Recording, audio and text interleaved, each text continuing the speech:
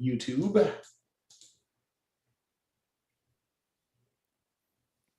Okay, and we should now be live broadcasting on YouTube for another Tech Talks. Hey, Khalil, you made it just in time. Never late, Khalil. Always at the nick of time. Nice work. Yes. Yeah, so Okay, this so week's topic is on peer review. And we're going to talk about the tool in Canvas, kind of about the places where that tool sucks, um, and how there's some other ways around it, but also just kind of the reasons of why peer review is helpful in a classroom. And so we'll get into the Canvas stuff in just a minute, but I'm going to share a slide deck to kind of talk about some use cases, and then we'll jump into the tool. And if this is your first Tech Talk, welcome, Lynn. Um, and we generally keep these around 15 to 20-ish minutes, and then we'll have some time for questions. And so we try not to take up too much of your time, and we know time is valuable, especially this first week of the quarter. So I'm gonna go ahead and share this slide.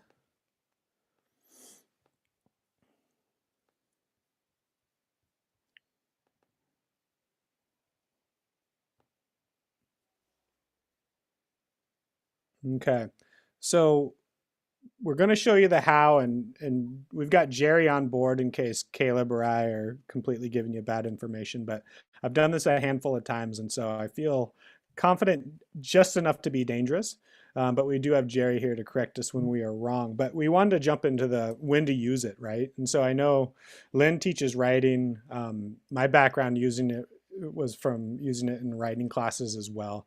But there are other reasons to use this. And so, when we're thinking about when to use it, um, there's an idea of you're publishing an assignment for your peers. And so there's a little bit of pressure there, right? If the students know about a peer review is coming up. And so it kind of can build some of that student investment there.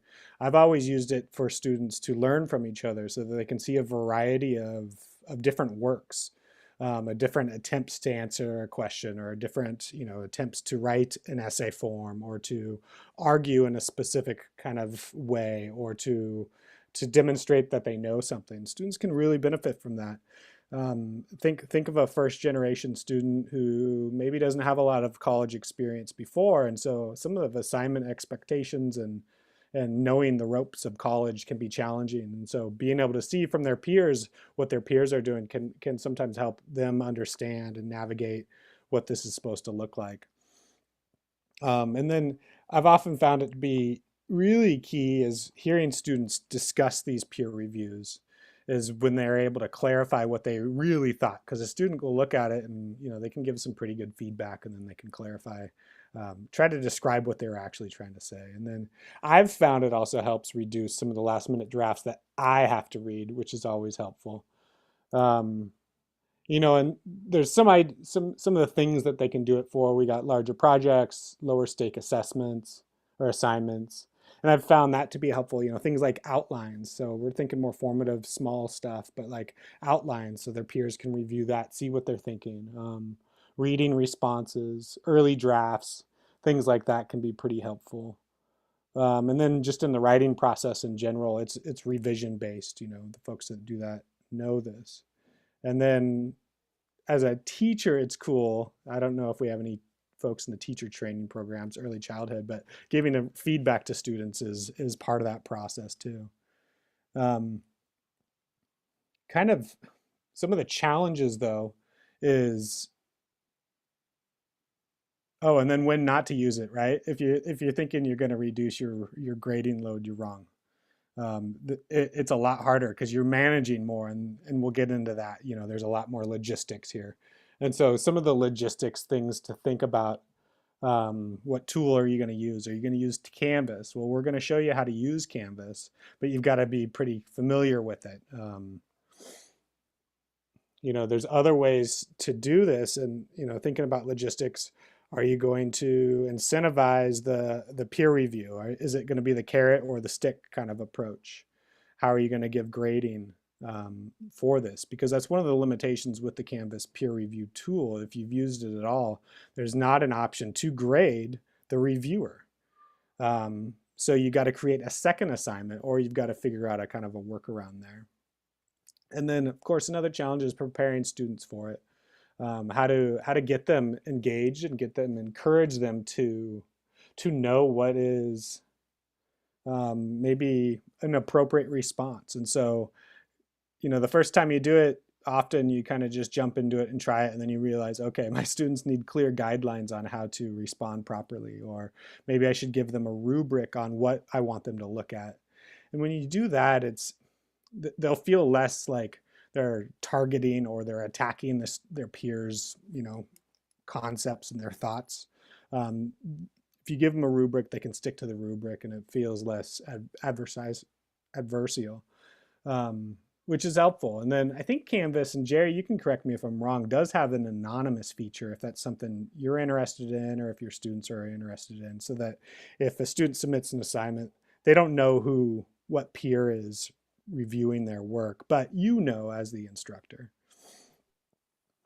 And then, also preparing students is, like I kind of said, is give them some guidance, give them some examples of what a good peer review is, the types of questions maybe to ask, maybe not target on the person, but target on the work, or which areas to focus in on. Often when I've done it, I would have students look at just an introduction or just the argument and not really worry about structure, mechanics, grammar, things like that. Or if that was part of the lesson that I wanted them to really focus in on, have them focus in on that, but forget the other stuff. Have them be confident in what they know they're looking for. And then Canvas, of course, is another challenge too, of teaching them the steps in Canvas. So where do they go find it? When do they do it? When's the due dates? When do they submit it? So think about all these kind of logistics before you get into it. Otherwise, it can be kind of a pain in the butt. And then the assessing the reviewer part, like I said, Canvas does have that limitation where you can't put a grade on there for a specific review. So you got to build in a second assignment for that review. Think, is it a carrot or a stick? Do I want to add extra credit to this? Or do I want to make this like a complete or incomplete as that second assignment to make it a little bit easier for me to grade their work? Consider that. But once you do that, you'll be able to see all the peer review feedback. If you use Canvas, you'll be able to see all the peer review feedback that's offered by those students.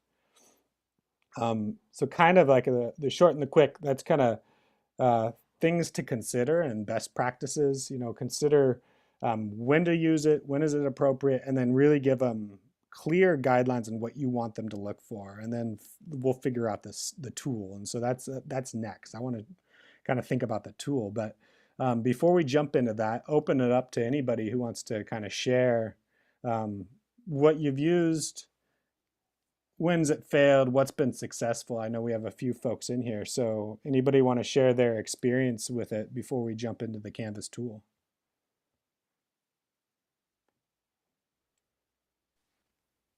I've used it a couple of times for speech outlines, and the only folks that I've had a real significant problem with either completion or access are the folks who are least engaged anyway. Most of the students, I'd say probably 80% of the students who do and use the peer eval feature are it's usually in the early stages of speech outlines, do a pretty good job, give pretty reasonable and thoughtful feedback, and are able to navigate it. Again, presuming that the folks who are submitting have done their part too, but it's actually a pretty useful feature, I think. Cool. Thanks for sharing, Khalil. I think the tool helps, handle the online classes. In my in-person on-ground classes, students could just tape up their work around the room, and we could walk around and have them, give specific feedback, or we could share in small groups. Canvas just handles the logistics of making sure everybody gets a copy.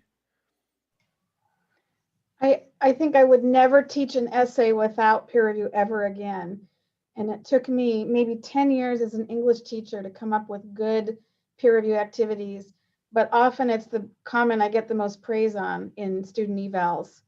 And I tend to put things in peer review. I tell them they're not supposed to be English teachers and their job is not to correct commas and grammar, but they're looking for specific parts of an essay, etc. So, and I am used to teaching face-to-face, and I'm used to doing activities like Ben describes, where students sit together and work together or walk around the room. But even for my hybrid classes, I can't do that right now because of social distancing. So I'm finally going to take the plunge and learn how to do it on Canvas. Oh, you brave soul. That sounds great. Thanks for joining us, Lynn. And thanks for sharing your experiences. When you say it takes about 10 years to figure out the best practices, yeah, it's an iterative process. I'm sure you didn't jump in with all the tricks, but you did finally jump in. I think that's worth pointing out. So I'm going to share my screen again. Now you can see yourself within this yourself, which is creepy. And we're going to jump into a test class. Move you.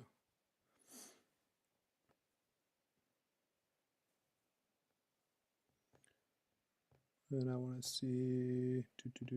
Okay.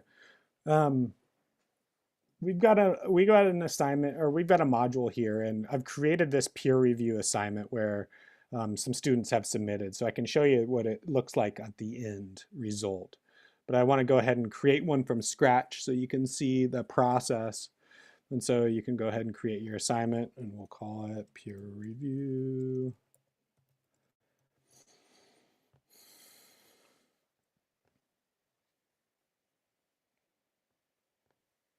And Jerry, when I'm screwing people up, feel free to jump in.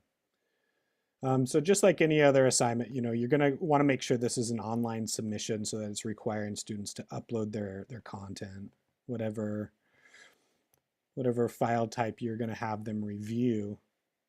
And then require peer reviews is the option in Canvas that you want to set up. Things to consider, is due dates, because you're going to want to have a date for when those peer reviews are due as well. And so let's go ahead and say our essay is due Friday. And then when I click peer review, I have some options. And so I can manually assign them, or I can have them completed automatically by Canvas. And when I click that as an option, it lets me know, it gives me an option of how many reviews per user. So how many students do I need to go and look at their work and give feedback? And so you can say 1 to 2, or however many you want to do. You can say up to 4. And then you select the due date for when you assign the reviews. And so if the essay is due April 9th, you obviously can't assign this prior to that. So you'd want to do it afterwards. So we can say, I want Canvas to assign this on the 10th. And it looks like there is an anonymous peer review, which is cool. It's anonymous as it can be, of course. So those are the setup options. What I'm not seeing, and correct me if I'm wrong, Jerry, is there's no due date for the peer review. This is the due date for the assignment. And this is when the peer review is now shared, or the assignments are shared with the peer reviewers, but there's no secondary due date for the peer reviewer. Is that correct? That's correct. Okay, so, and there's also no point structure for that peer reviewer. And so these are things that you're going to want to consider. A lot of folks will now create a secondary assignment for that peer review. They don't make an input.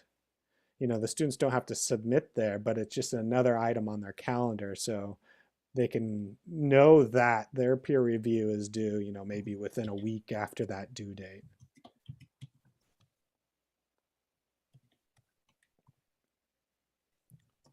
So we can see that it's a peer review. As the instructor, you can go in here.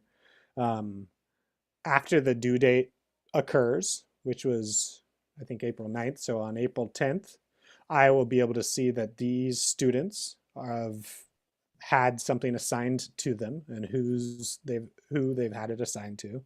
And so these, the choices that I picked, they'll each have 2 assigned to them. Obviously with this test class, it's not gonna make sense because we've only got 3 students there. But that's the basic setup. And what it's going to look like, we can go in here and we can go in and look at it as a student in here. Put our sketch hat on.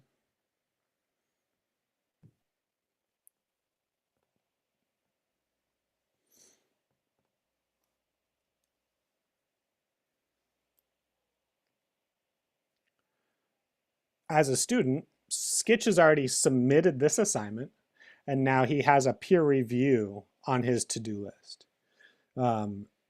Skitch can also see that they have assigned a peer review as well right here. And so they know that they haven't completed this yet. And so for a student to complete their peer review, it's not super challenging if they're sitting on Canvas on a laptop. However, students find strange ways to use Canvas sometimes. However, they just go ahead, they click the assignment, and after they've submitted, they'll have the option to do it here, or as you can see, they can do it from their to-do list. And when they go in to do it, they get kind of a version, they get a version of SpeedGrader, much like your version. And so this one actually hasn't done it. So let me go in as a different student who has, I believe, maybe this one. We'll try a few. But the student essentially gets a version of SpeedGrader, much like you. And there's a requirement. So it says, this peer review is not yet finished yet. For it to be considered finished, you need to at least leave one comment and fill out the rubric form to the right. And so I've built in this rubric for the peer review. And so the student has to complete the rubric. And they have to leave one comment there. And so that's the only requirements that Canvas can do. But if the students are doing it well enough, you know, they'll see their peer-reviewed feedback here. And so it lives in the same world of that you review assignments in that SpeedGrader. And then the students can go in there and they can see their feedback, much like when they see yours. So then they can respond to it and update their assignments. And so unfortunately, I'm not seeing it built into here. I thought it would display here, but maybe that's just because of the setting that I had to use here. So it's prompting the student to download this. Hey, Ben. Yeah. At what point do you connect that rubric that you have on this peer review, so that if you're providing a peer review rubric for the students, where do you hook that to the assignment? Yeah, I'll show you. Okay. So I just built it here. Oh, so it's just the grading rubric for the assignment is the ones that students have access to as well. Absolutely. Okay, got it. Great. Which can be a little confusing for instructors because they're not sure if if they're going to give the students feedback as well, if they need to have two rubrics. But think of this as just the rubric for the peer review for the student to student. Okay. Yeah. Yeah. So that's kind of the Canvas laydown. Jerry, am I missing anything? Lynn, Angela, you guys have any questions? Nope, that's it in a nutshell.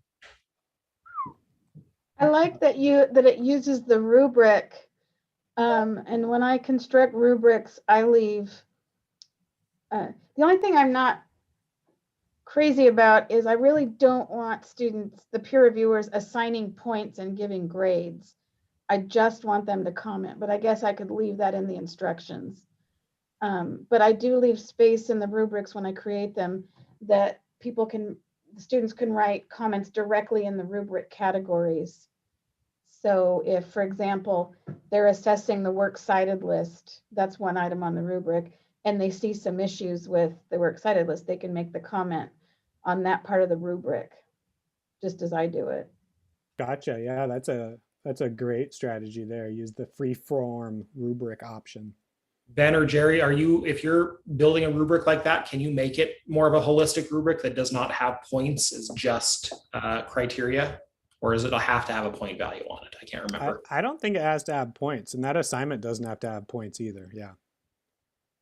If You you're could- using the rubric to record the grade, then it needs to have points. So but on the essays, I don't tend to do that anyway. So, but Yeah. starter assignments, I'll say this section's worth 2 points, this section's worth 2 points, etc. So I'll have to do And some then- thinking about that. And then Ben, I'm curious, what does it look like from the faculty point of view if you are going back and reviewing the students' peer reviews? Yeah, so it will show you. Let me pull it up.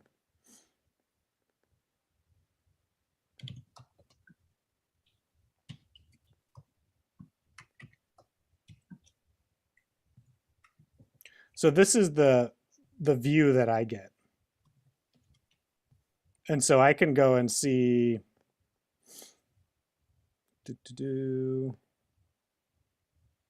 I believe student 2. This is what I see. So as the instructor, I went back and I could see the students' feedback that they left here and the original poster's assignment. Okay. So you've got to kind of make sense of this page.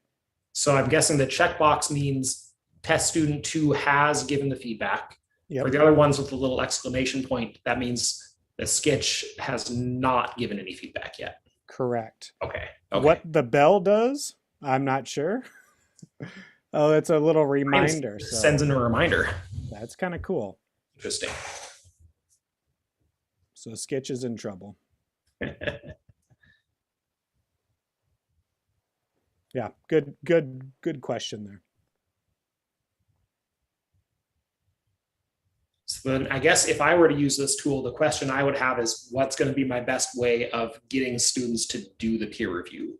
If you can't directly give them a grade for their peer reviews, then like you said, you'd have to build a secondary grade item or secondary assignment, or you would just do it as part of the draft revision process, I guess, and hope that students are just going to choose to do it as part of that process, even if it's not graded.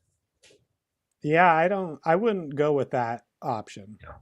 I'm hoping that they choose to review their peers. Right. I would be pretty strict on the guidelines that I'd want them to use and respond to. Even in, maybe master's programs, I wouldn't give them the option for sure. Unless it was part of the process that for you to grade their assignments, they have to go ahead and grade someone else's, but it's kind of challenging for them. Yeah, that would be. I think make it simple. Make another assignment that has the points for that, and maybe it's complete or incomplete, and then, but also include the due date in which you want them to complete that peer review. Oh, sure. Yeah, that makes sense. Because that's missing too, and that's kind of a big deal. They won't know when they need to get that done by. Right. Unfortunately, doing it all online, it just makes the process much longer. If Lynn was having an in-person class, she could just knock it all out in one day. They bring in their drafts and everybody does the peer review and students get immediate feedback. But you got to kind of plan this out to be a little bit longer because of the way the asynchronous online classes are. I think most of the English teachers are using the Canvas feature for peer reviews, and a lot of them are really sold on the process. So I think it's a matter of doing it a few times, and then it's in the English department. When I see my fellow English instructors embracing some kind of technology, I always notice, because sometimes English teachers are slow at that. So I'm guessing it ultimately saves time after you get some kind of procedure established. Well, yeah, I mean, I imagine if you build that into your draft and revision scaffolding process, it is going to lead to better student results, better student output. By the time it gets to the point where you are the one grading the paper, hopefully it's gone through this process once or twice, and the results are going to be better for everyone.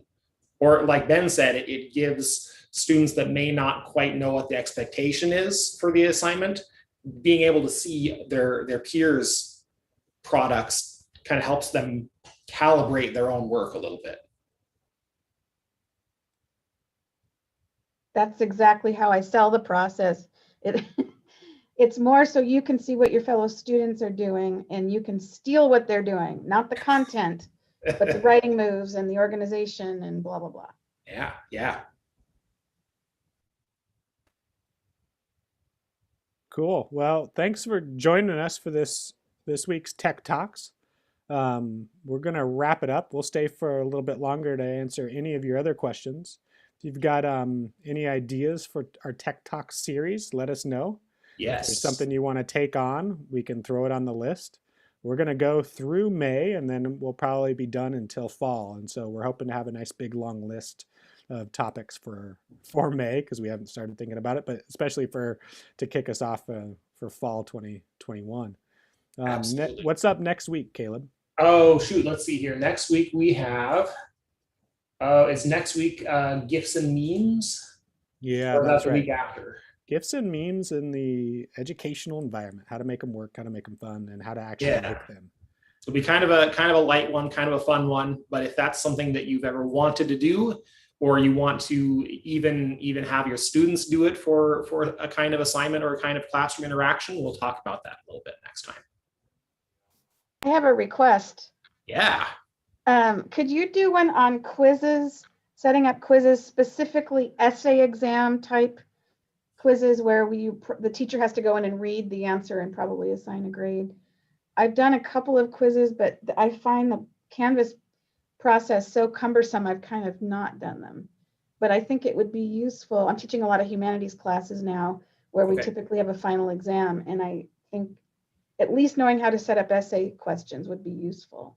Okay. You got it. Could you talk a little bit about what you've tried and what hasn't worked out for you, just so I have a sense of? Yeah, it's there. Honestly, it's been a year probably since I've really gotten into it, so I'm probably forgetting a lot. But to me, the process of setting up a quiz is very cumbersome because you have to call it the right kind of question, like true or false or essay, and there's different language about how it's graded, whether it's assigned points automatically when you click on something, or if you type in an answer, how I can leave. If I want to record a correct answer to show to students, or if I want to type that in myself. And also the point system. I have trouble with the points. This was when I was back at Eastern 4 years ago. So Canvas may have significantly changed since then. But I think there's a way you can make questions be worth a percentage of the whole test versus a number of points. So that was the big thing. What to call the question? What's the type of question? How to be able to type stuff myself in response to the student answer, or have a correct answer show up, and assigning points or percentages correctly. Okay. The three things. Okay, I think we could absolutely do that. I have it written down on my list here. We'll do some research and see if we can get that one in the next month's series. I'll watch for it. Great. Cool. Thank you. Thanks for coming, Lynn. Joining us, Lynn. Any other questions, comments, or issues before we call it a day? No, thank you very much. I'm going to look into the peer review option. I'm trying to figure out something for grading speeches. So for peer reviews for speeches, I don't know what that's going to look like, but I will look further into it using this tool. Sounds good. Get a hold of us if you even just want to kind of brainstorm a little bit of what maybe peer review is the right option, maybe it's not, but we could maybe talk about your use case and help you find the right solution. Okay, perfect. Yeah, I will. Thanks a lot. Sometimes it helps me to work with you, one-on-one. So yeah, I know you guys are really busy, but I'll try to reach out to you and do that. So absolutely, please do. Thank you for all your help. You guys are really. I've got a suggestion for you on public speeches. Instead of doing peer review, set up an assignment where students have to view and critique each other's speeches as a separate assignment, as opposed to a peer review. Yeah. Okay. That actually might be a good solution. But yeah, we can absolutely talk about that whenever you want. Okay. All right. I'll email you guys. Thank you so much. Yeah. Thanks for coming. Hey, Angela. All right. Bye. Bye. Bye. All right. Well, I guess we are out of time and everybody has left us. So thanks everyone out in YouTube land for watching our Tech Talks, and we'll see you again next week. Peace. Okay. So